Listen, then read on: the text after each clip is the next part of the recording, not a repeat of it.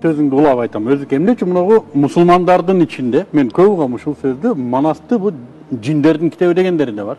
Бүгүнкү күндө мына Манасты койчу гана окуба, ал ширк дегендер бар. Эмнеден чыгып атат ушул нерсе? Азыр биздин мусулман арасында да ар кандай агымдар бар. Мисалы жанагы мен жаңы мусулмандар деп коем. Алар мына 4-5 китеп окуган, чоң жогорку билими деле жок. Анан ошолор келип алды, бунун баары жомок. Биздики пайгамбардан башка эч нерсени айтпа. Пайгамбар міне айтып коюптур бу, дей берет да. Анан мен айтам, пайгамбар десең, Куран десең, кыргыз деген сөз да жок арда. Міне ошол кыргыз жөнүндө жазып коюптур.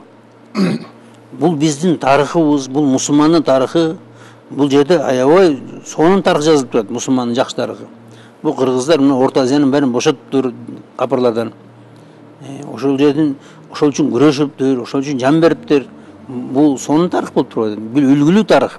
Мына чынында ушу Манастан үйрөн завод кантип эркек болушту.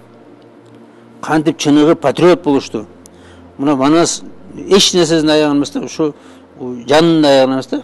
Ушу кантип эле ушу жеримди ушу капыр калмак курчап турса, анан мен ушу үйгө жатып алайын деп ошон үчүн бүт жоокерлер ушу жанын берген да, дин үчүн, мекен үчүн. Анан ошону биз үйрөнүш керек, мына балдарыбызга үйрөтүш керек. Бул шариатка да дал келет. Мисалы, өз шариаттын принциби, шариатка дал келбеген нерсени таштап коюш керек.